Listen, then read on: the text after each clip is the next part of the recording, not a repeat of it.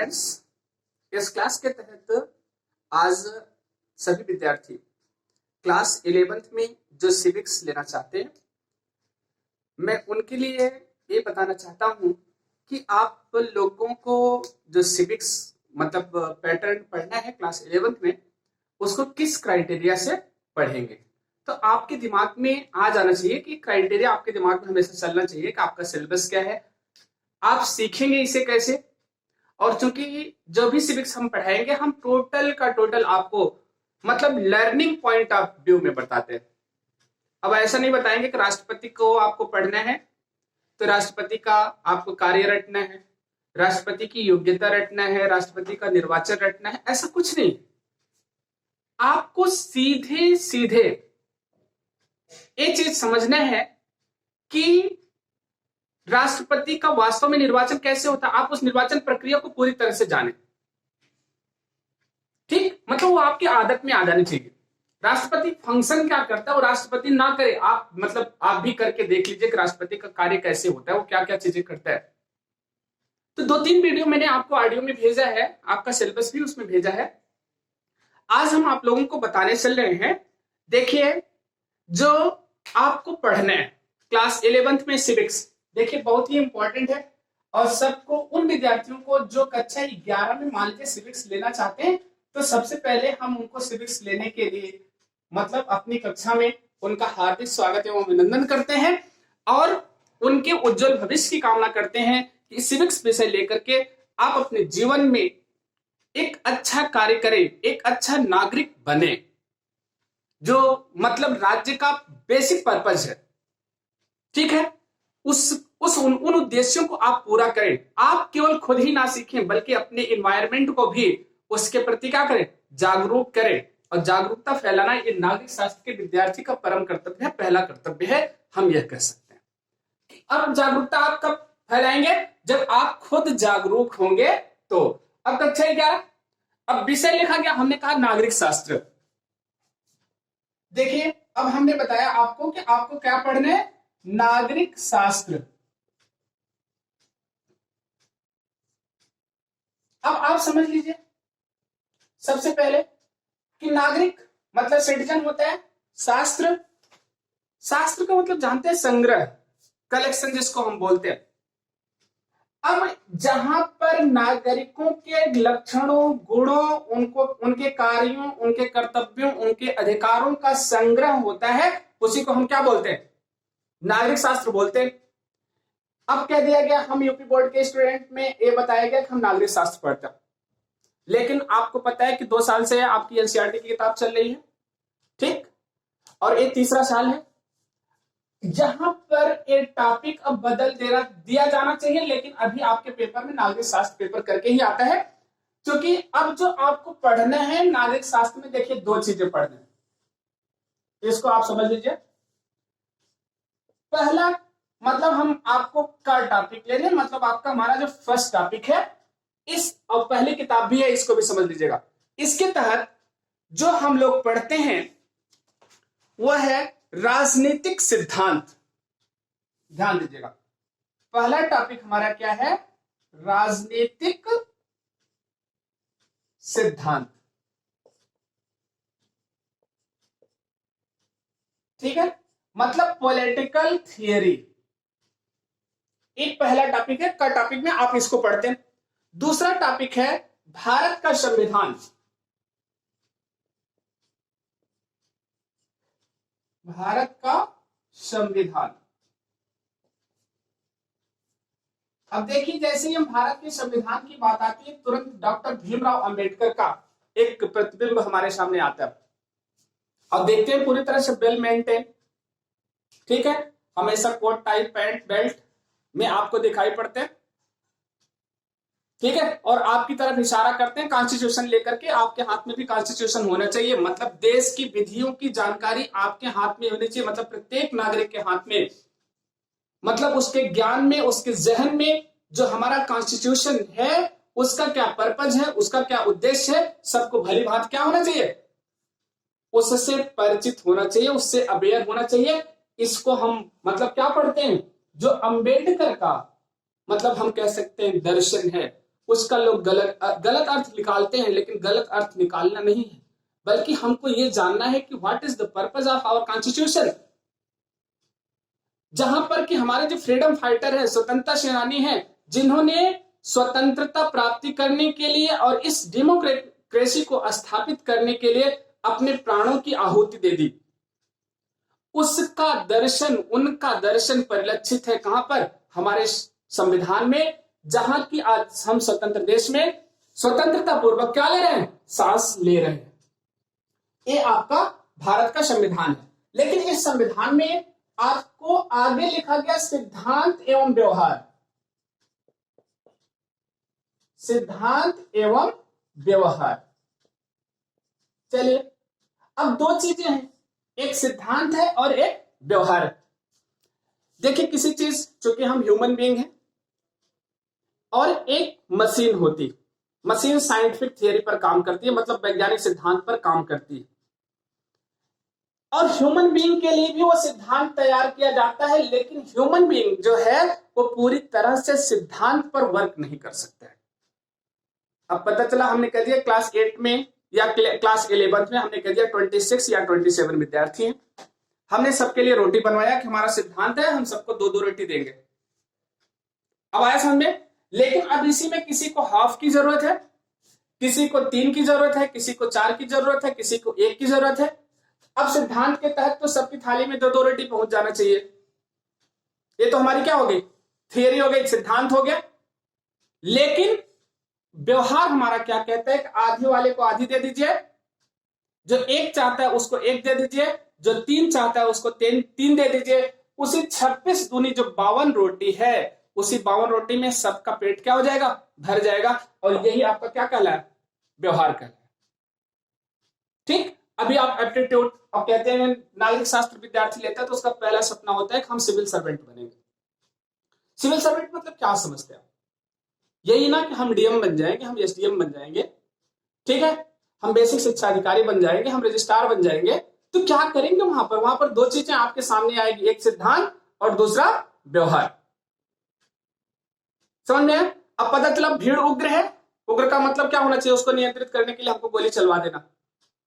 लेकिन अब व्यवहार हमारा क्या कहता है? नहीं, अगर गोली चलवाएंगे तो जनरल डायर वाली स्थिति होगी। अर्थात यहां पर हमको यह व्यवहार में एप्लीकेबल करना है कि किस तरीके से हम भीड़ को शांत करें। हो सकता है हाथ जोड़ने से शांत हो जाए, हम भले ही एसपी हैं, गोली ना चलाएं, हाथ जोड़ करके भीड़ को क्या कर ले? शांत कर ले। ये क्या हो गया? ये हमारा व्यवहार हो गया। ठीक। तो ये चीजें भारत के संविधान के तहत पढ़ने हैं। अब यहां राजनीतिक सिद्धांत, अब आपकी बात आती है यहां सिद्धांत की। राजनीतिक सिद्धांत भी है जो नागरिक शास्त्र का संकलन है। जब हम नागरिक शास्त्र, नागरिकों का ही नहीं बल्कि राज्य में, नागरिक कहां पर रहते हैं? राज्य में, और उस राज्य की पूरी चीज की स्टडी करते हैं, तो वो जो अध्ययन हमारा कहलाता है वो राजनीति शास्त्र कहलाता है। और राजनीति शास्त्र में एक पार्ट है, वो क्या है आपका? राजनीतिक सिद्धांत। ठीक। ये आपका टॉपिक का है, मतलब पहली किताब है, और एक खा टॉपिक हम कह सकते हैं दूसरी किताब है। 50 नंबर का यहां से क्वेश्चन बनेगा, 50 नंबर का यहां से क्वेश्चन बनेगा। ओके, चलिए देखिए, अब यहां पर क्या है? हमारे कुछ चैप्टर हैं जिनकी स्टडी आपको करना है।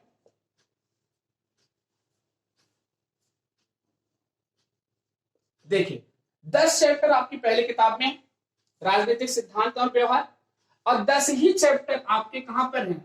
यहां पर। ठीक। ये आपके 10 चैप्टर हैं। ओके, अब इन 10 चैप्टर को पढ़ना है यहां पर, इन 10 चैप्टर को पढ़ना है यहां पर। दोनों किताब का मतलब आपको 10 चैप्टर पढ़ना है। हम देखिए आज के तहत, मतलब आज जो हमारा क्लास है, इसके तहत हम आप लोगों को दोनों के फर्स्ट लेसन का थोड़ा सा जिक्र करते हैं। देखिए, पहला जो लेसन ही है, इकाई फर्स्ट, और वो लेसन है आपका राजनीतिक सिद्धांत।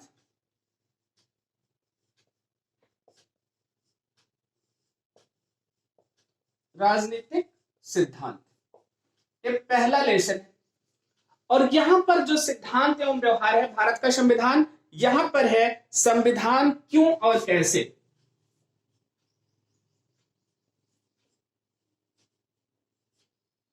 संविधान क्यों और कैसे। चलिए बाकी लिस्ट में आप अपनी किताब से पढ़ेंगे कि दूसरा क्या है, तीसरा क्या है, चौथा क्या है। ऐसे यहां पर हम बात करते हैं राजनीतिक सिद्धांत की। देखिए अब यहां पर एक चीज हम कहते हैं, आप लोग भी क्लास में हैं, बोलते हैं सर बहुत पार्शियलिटी करते हैं, ठीक, कहते हैं सर हमारे साथ राजनीति हो रही, तो उस राजनीति का मतलब क्या है, वो पार्शियलिटी मतलब क्या है। पार्शियलिटी मतलब भेदभाव, जानते हैं।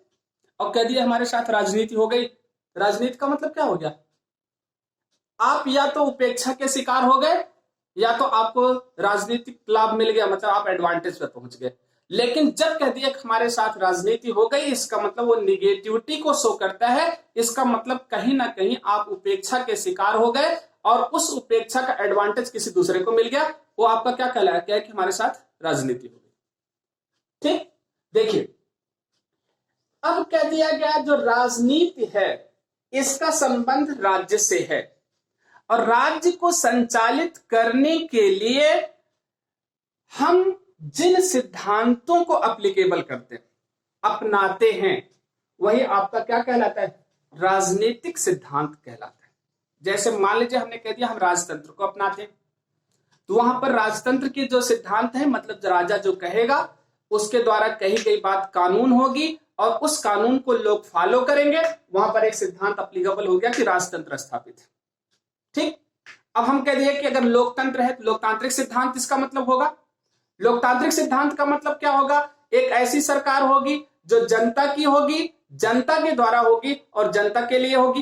तो जो डेमोक्रेटिक थियरी है वो डेमोक्रेटिक थियरी काम करेगी, वो भी आपका क्या है, राजनीतिक सिद्धांत है। अब कह दिया गया दो तंत्र हमने बताया, एक राजतंत्र बना दिया, एक क्या बना दिया, लोकतंत्र बना दिया।